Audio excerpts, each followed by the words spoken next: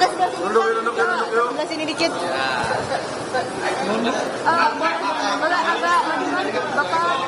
Bang Jody boleh. Bang Jody boleh.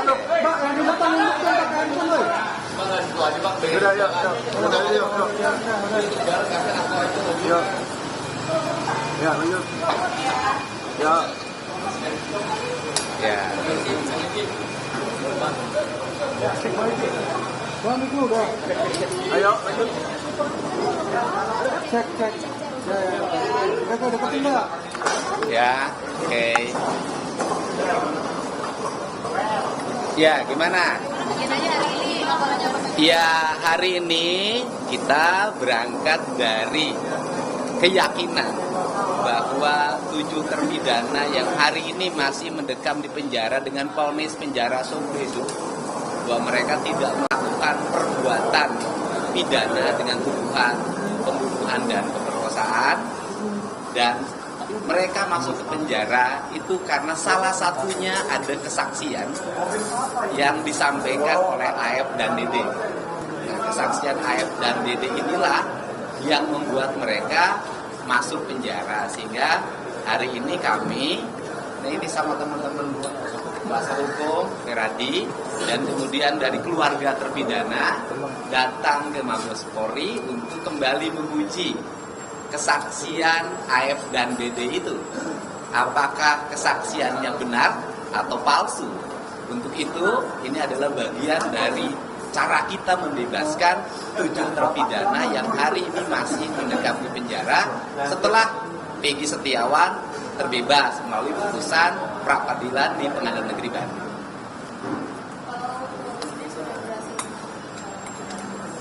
Keluarga, kalau saya kemarin sudah menemui, sebelumnya juga ya kuasa hukum sudah berhasil menemui dan sudah dapat kuasa dari para terpidana. Dan terpidana kemarin ada hal yang unik yang disampaikan pada kami, ya kan? Hal yang unik pertama adalah saudara Ucil atau Ripaldi sebelumnya kan ditangkap bukan karena kasus pembunuhan, tetapi kasus membawa senjata tajam. Senjata tajamnya itu jenisnya mandau, bukan samurai. Dan kemudian di pengadilan itu mandau itu disebut samurai. Yang pertama.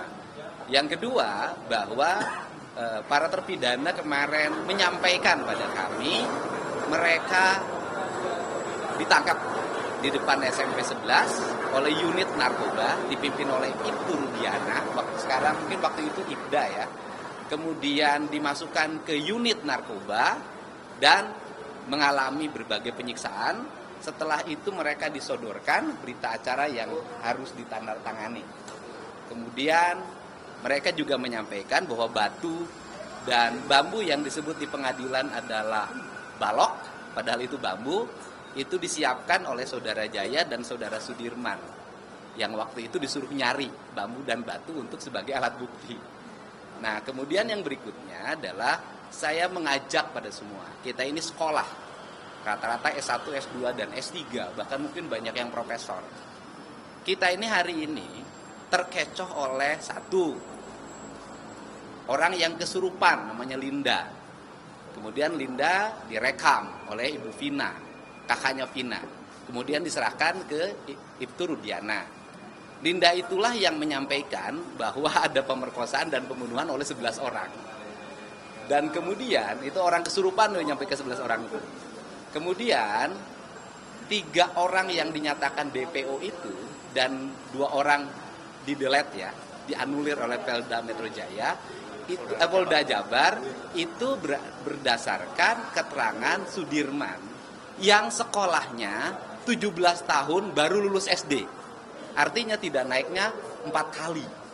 Dan kita tahulah Sudirman tidak memiliki kapasitas daya pikir yang cukup untuk memberikan penjelasan hukum yang berakibat pada terpenjaranya orang lain. Dan Sudirman saya yakin kalau ditanya hari ini beda lagi. Ini yang terjadi. Ya sudah inkrah kan memang proses hukumnya sudah dijalani. Saya katakan hukum formalnya kan sudah inkrah. Yang saya perjuangkan adalah hukum esensial, hukum substansial, dan hukum kebenaran yang sejati. Dan itu masih ada ruang, namanya PK. Dan ini adalah para kuasa hukum yang akan memperjuangkan PK-nya. Dan laporan ke Mabes Polri bagian dari upaya PK hukum kita. Silakan. Oke, baik rekan-rekan sekalian, kami dari tim kuasa hukum hari ini memang betul mendapatkan kuasa daripada terpidana dan maupun dari keluarga terpidana untuk melaporkan 2 orang ya yang bernama Aib dan Dede. Kenapa kami laporkan? Oleh karena kesaksian Aib dan Dede inilah yang cikal bakal ya menjadi dasar untuk klien kami ditangkap, diproses, lalu dipidana seumur hidup. 7 diantaranya masih mendekam dengan penjara. Perlu kami sampaikan melalui hari ini bahwa kami di sini bukan untuk menyalahkan institusi manapun. Kita ingin mencari kebenaran, ya, yang hakiki, ya kan, berdasarkan fakta-fakta yang ada. Dan saya selaku kuasa hukum juga berkali-kali sampaikan, ini nggak tepat kalau kita hanya menyalahkan institusi kepolisian.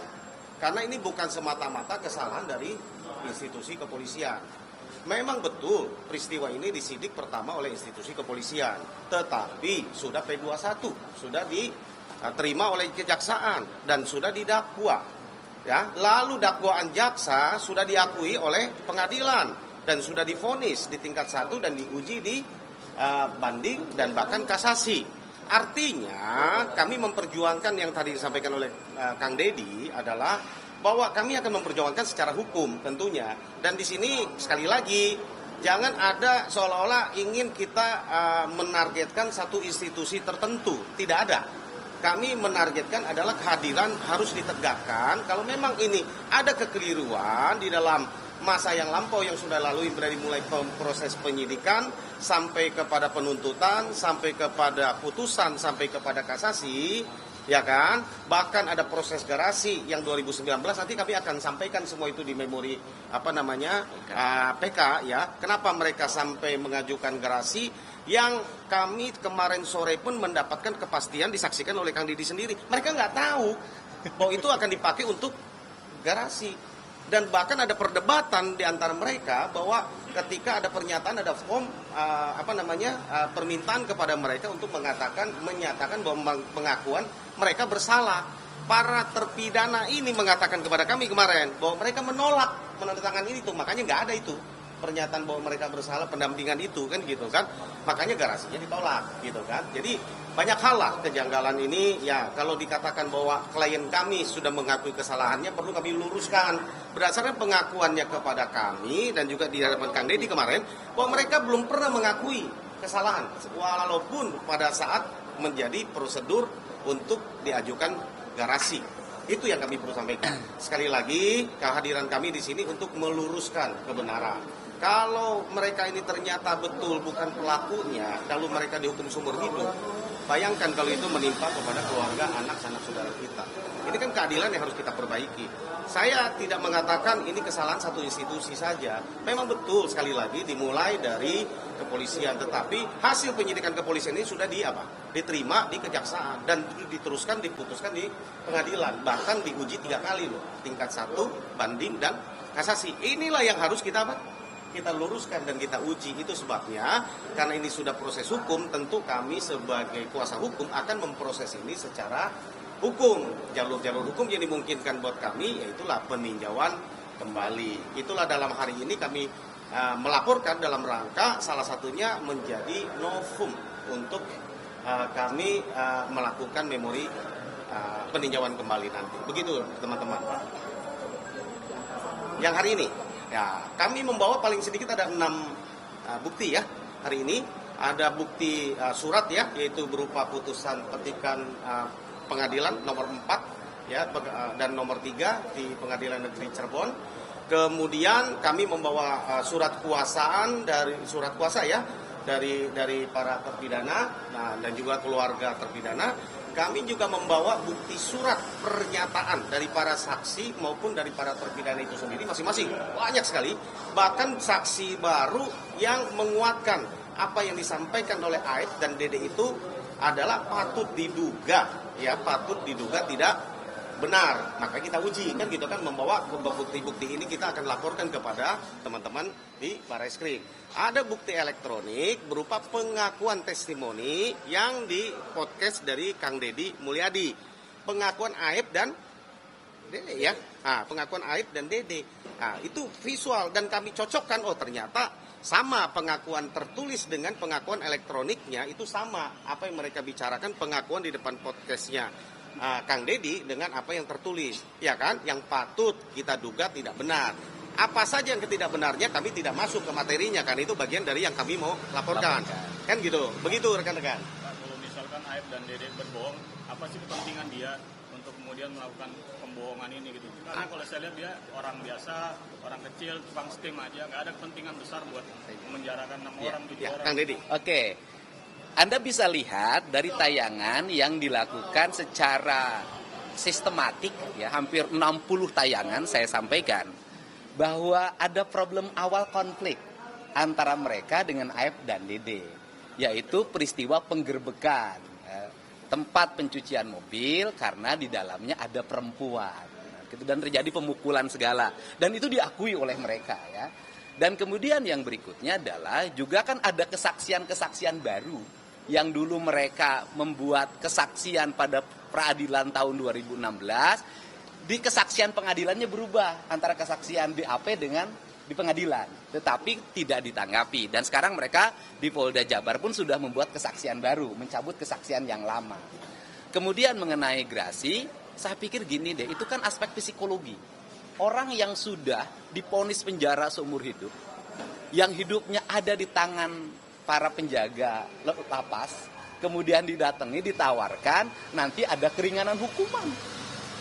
Nggak ada pilihan bagi mereka. Apalagi mereka tidak memiliki kecakapan di bidang hukum. Saya pikir siapapun yang merasakan itu akan mengalami peristiwa yang sama dan mungkin akan melakukan yang sama karena nggak ada pilihan. Tetapi kan seluruhnya harus dikoreksi. Saya katakan sekali lagi, saya meyakini bahwa mereka tidak bersalah. Saya sudah sampai pada kesimpulan, saya meyakini mereka tidak bersalah. Kenapa saya tampil di sini? Karena saya ingin membela yang tidak bersalah. Memberikan ruang dan jalan agar mereka terbebas.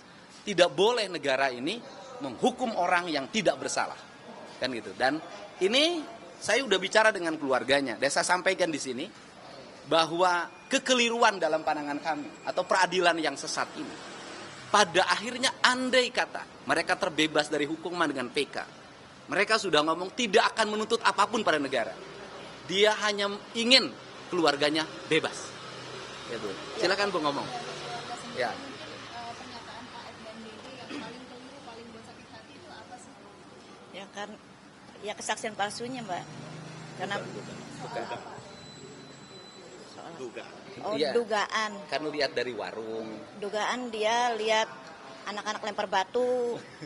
Dugaan dia lihat dari jarak 100 meter malam hari. Jam 10 malam. Jam 10 malam sedangkan itu jalan menikung. Dan dugaan kejar-kejaran motor. Ya pokoknya nggak bener Mbak itu semuanya. Ya. Gini deh. Oh ya, itu kuasa hukum yang menjawabkan. Ini saya jelasin ya masalah Aib dan Dede ya. Yang pertama saya mendatangi warung tukang penjual nasi yang di depan tempat pencucian mobil, di mana Aib dan Dede bekerja. Kemudian saya bicara dengan yang punya warung. Yang punya warung menyampaikan bahwa jam 5 kami sudah tutup. Kami tidak jualan nasi, apalagi jualan rokok. Kemudian hampir seminggu yang lalu saya bertemu dengan pemilik warung Madura. Saya undang ke rumah, dia bicara dan membantah. Tidak ada peristiwa kejar-kejaran, tidak ada peristiwa pelemparan. Jarak antara gang depan SMP 11 dengan warung itu hampir 100 meter, jam setengah 10 malam. Dan bahkan dia memberikan ilustrasi, andai kata ada pelemparan, kan saya di situ lihat. Andai kata ada kejar-kejaran, kan saya di situ lihat. Dan kemudian apabila ada mayat di bawah atau korban di bawah dari flyover ke belakang tempat pencucian mobil, dia harus lihat dan tidak melihat. Dan saya katakan yang paling menarik adalah peristiwanya terjadi di belakang tempat pencucian mobil. Itu di situ ada kebun kacang. Di kebun itu nggak ada bekas telapak kaki orang, yang 11 orang itu terjadi pemerkosaan dan pembunuhan. Nah dari situ bisa terlihat ya, apalagi kapal yang 3 ini saya katakan itu makin fiktif saya katakan. Untung Sudirman tidak menyebutkan 30 orang. Kalau menyebutkan 30 orang repot lagi itu nanti polisi nyari. Pidana pembuktiannya kan bukan hanya keterangan saksi, tapi ada bukti-bukti lainnya. Lantas kenapa hanya AF dan DD aja yang dipersoalkan? Loh, pertanyaan saya adalah apakah ketika vonis dijatuhkan ada bukti mereka membunuh? Pastinya ada, Pak. Nggak ada. Karena dari semua level itu. Tidak ada buktinya, hanya kesaksian AF, DD dan RT Pasren dan Ahmad Abdul Kahfi. Muhammad Abdul Kahfi. Alat bukti yang bentuk samurai nggak ada sidik jarinya. Itu dan perkara lain. Dan itu disebutnya bukan samurai, mandau. Kemudian batu tidak ada sidik jarinya. Kemudian balok nggak ada balok, yang ada bambu, nggak ada sidik jarinya. CCTV buka, nggak ada CCTV buktinya. Kalau itu Rudiana kenapa nggak ikut dilaporin ya? Ya? Nah itu kuasa hukum. Baik rekan-rekan sekalian, yang tadi disampaikan Kang Dedi tentang motif Aib dan Dede, ya kita serahkanlah ke penyidik. Ini kan baru dugaan kami bahwa ada kesakit-hatian ya berdasarkan investigasi mandiri yang dilakukan oleh Kang Dedi, ya kan? Secara hukum patut diduga. Sekali lagi ya, makanya kami yakini bahwa ini ya silakan aja diuji bukti-bukti yang kami hadirkan ini. Apakah siapa-siapa lagi yang akan kami laporkan sepanjang bisa mengungkap kasus ini untuk terang benderang, ya kan? Karena ini sekali lagi melibatkan sampai ke putusan yang sudah inkrah, bukan hanya kepolisian, kan kita mesti koreksi semua nih, kan gitu kan? Harusnya kan kalau dari awal penyidikannya salah, jaksa jangan terima dong, jangan P21, kan gitu kan? Begitupun pengadilan. Jadi menurut saya sekali lagi, janganlah institusi seolah-olah kita ditabrakkan dengan institusi. Tidak ada keinginan kita untuk menyalahkan institusi. Ini mungkin oknum-oknum secara secara manusia saat itu mungkin ya kami nggak tahu bagaimana kebolongan dalam sistem ya yang kami sebut. Bapak Ibu sekalian, ya rekan-rekan, siapa-siapa lagi yang akan kami laporkan, ya tunggulah ya. Kami masih akan mengkaji menganalisa secara kronologis ya. Ya, memang ya sekali lagi penyebab ini semua rangkaian peristiwa ini kalau ditanya menyangkut Ibtu Rudiana ya, menyangkut dari sesudah mendapatkan dari Linda ya, Linda. Lalu pengakuan dari Aib dan Dede, lalu Ibtu Rudiana ini melakukan tanpa ada LP tanpa ada LP, tanpa ada sprindik, tanpa ada melakukan penyelidikan sendiri, menangkap ya kan 8 orang ya pertama, lalu berkembang menjadi 11 orang di unit narkoba yang tadinya sudah dinyatakan kecelakaan 7 yang ditangkap ya, ada yang dinyatakan sudah kecelakaan tunggal ya kan, lalu sesudah dilakukan menurut pengakuan klien kami nih, kemarin kami konfirmasi kembali di lapas tadi kemarin sore bahwa mereka itu diintimidasi, disiksa secara fisik, ya kan? Oleh siapa? Ya termasuk oleh Rudiana menurut pengakuan mereka. Ya kan gitu kan? Sehingga keterbatasan tidak tahan siksaan menurut pengakuan daripada klien kami, terpidana, Kang Dedi juga dengar kemarin. Iya. Kan gitu kan? Menurut pengakuan mereka bahwa mereka tidak tahan sehingga mereka mengaku, ya kan? Sehingga mengaku, lalu baru diserahkan ke Polres untuk disidik, baru bikin LP. Ya, BAP-nya menurut pengakuan para terpidana mereka tidak di BAP langsung tanda tangan. Ini banyak hal-hal yang menurut kami yang kita perlu koreksi. Ya sekali lagi, ini bukan institusi. Ya kita koreksi bersama, buktinya bahwa ini sudah inkrah, kita hargai itu. Ya kan gitu kan, makanya akan menyusun dilaporkan. Kami lihat, kami masih analisa ya, kami intinya pasti akan ada langkah hukum kami. Bapak kan tadi bilang udah inkrah, berarti kan ini sudah diuji keterangan si Aib dan Dede di level pengadilan negeri, pengadilan tinggi sampai MK, dan di sana itu ada sarjana hukum, ada profesor hukum di sana. Kenapa Bapak tidak percaya dengan keputusan dari mereka itu? Ya, jadi saya bisa jawab gini, itu karena ada saksi baru, ada bukti baru yang kami hadirkan. Kan gitu kan, sehingga kita coba uji, kan gitu kan, kita laporkan, ya gitu, mungkin Kang Dedi. Baik, jadi gini, Anda kan bicara tentang hukum formal ya, diuji di pengadilan negeri, di pengadilan tinggi, di Mahkamah Agung. Pertanyaan saya adalah, apakah manusia dimungkinkan nggak dia ada kelalaian. Nah, kalau manusia, kalau hakim sempurna, kalau jaksa sempurna, maka tidak akan ada peristiwa Sengkon dan Karta. Kan? Tidak akan ada. Makanya karena ruang hukumnya masih ada dibuka oleh undang-undang namanya PK, maka kita menempuh cara itu. Dan karena ruang hukum juga dibuka bahwa kesaksian palsu itu adalah tindak pidana, maka kita menguji kesaksian itu melalui institusi Mabes Polri. Dan ini bentuk bahwa kami sangat percaya terhadap institusi Mabes Polri mampu menyelesaikan ini secara objektif. Mungkin soal yang terbaru yang pra-peradilannya Peggy dikabulkan itu, kalau dari Kang Deddy sendiri bagaimana tanggapan? Ya cukup menyambut gembira, dan itu membuat kita lebih bersemangat untuk membantu pembebasan 7 terpidana dan 1 yang sudah bebas, yaitu Sakatata. Ya, itu kan menjadi angin bagi kami. Penanganan kasusnya secara keseluruhan sendiri bagaimana? Saya optimis kepemimpinan Pak Kapolri akan mampu bersikap objektif dan akan mengedepankan alat bukti sebagai dasar untuk mengambil keputusan mempidanakan seseorang. Ya, rekan-rekan sekalian, saya mau tambahkan sedikit ya. Kenapa kami PK? Di PK itu ada 3 hal yang setidaknya ya mengizinkan kita untuk melakukan PK. Dirasa kalau ada kekhilafan tadi yang disampaikan oleh Kang Deddy, karena ini yang mengadili kan manusia semua ya. Kalau ada dirasa kekhilafan, itu salah satu alasan kita boleh PK, atau penerapan hukumnya yang kita rasa kurang keliru, tepat, atau ada bukti baru yang bisa kita temukan ya. Itu alasan-alasan yang dibolehkan oleh undang-undang ya kan kepada kita untuk melakukan PK ya, gitu ya. Itu kira-kira begitu. Siap. Ya, itulah kami bekerja dari situ gitu. Teman-teman ya. Makasih ya. Makasih ya. Mohon doanya. Ya, semangat. Kang Deddy, Kompas TV. Oke.